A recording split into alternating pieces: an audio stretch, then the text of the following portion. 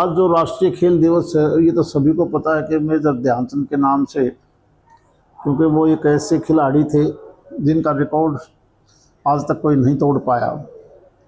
और अब क्योंकि ये देश 142 करोड़ का, और हरियाणा प्रदेश खासकर, आज कोई गांव ऐसा नहीं होगा, कोई शहर ऐसा नहीं जिसमें छोटे से लेके बड़े तक सुबह से शाम तक आपको दौड़ लगाते, खेल में कहीं राजीव गांधी स्टेडियम है, कहीं दूसरे स्टेडियम है, कहीं योगा आश्रम बने हुए हैं। यानी 2.25 करोड़ का प्रदेश, और खेल के मामले में हिंदुस्तान के 40% के आसपास हम मेडल लेके आते हैं, चाहे वो कॉमनवेल्थ की बात हो, एशियाड हो, ओलंपिक हो। विद इन कंट्री हमारे खेल सबसे ज़्यादा है।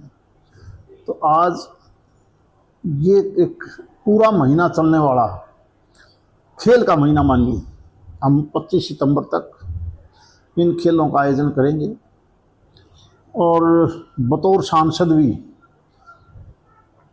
हम भी ये खेल का आयोजन, जहाँ आज हमने ये मेजर ध्यानचंद राष्ट्रीय खेल दिवस के रूप में मनाया है, इसको हम बार बार इन खेलों को प्रोत्साहन देने के लिए, ताकि हर बच्चा खिलाड़ी स्वस्थ रहे, आगे बढ़े, और आने वाले समय में हम भी दुनिया में अपना नाम ऊंचा कर सकें, इसलिए खेलों का आयोजन किया जा रहा है।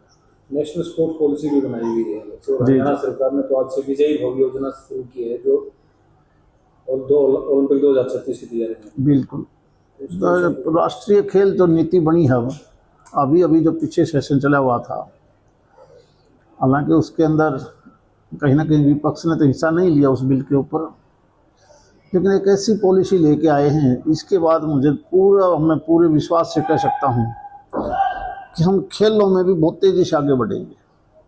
क्योंकि शुरू के सालों में हमने ध्यान नहीं दिया, नतीजा कुछ एक गेम ऐसे आए जिन गेमों ने इस सारे गेम को खा लिया। उदाहरण के तौर पर क्रिकेट एक ऐसा मैच गेम आया जो सही हमारे खेल थे, उनको उन्होंने नष्ट कर दिया। अब हर प्रकार का खेल जो हमारा अपना था, ग्रामीण खेल भी, प्रदेश स्तरीय भी, राष्ट्रीय स्तर के भी और अंतर्राष्ट्रीय स्तर के भी, सभी खेलों में हम बड़े तेज़ी से, क्योंकि हमारे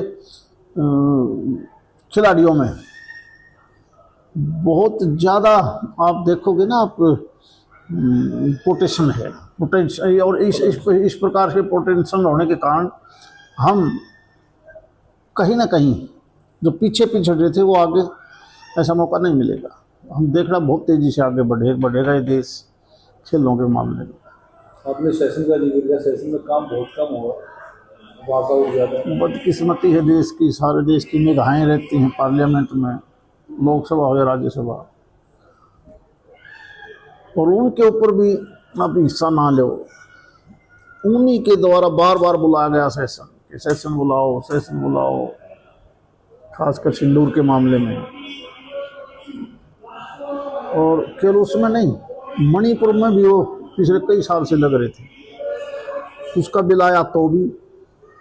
ऐसे महत्वपूर्ण, जिसमें देश के लिए ज़रूरी है बदलाव करना, जैसे ऑनलाइन गेम के अंदर ये जो जुआ सट्टा, जिस प्रकार से नौजवान खराब हो रहे थे, ऐसे बिल के ऊपर भी चर्चा से भाग जाना, इससे बुरी बात क्या हो सकती है। फिर भी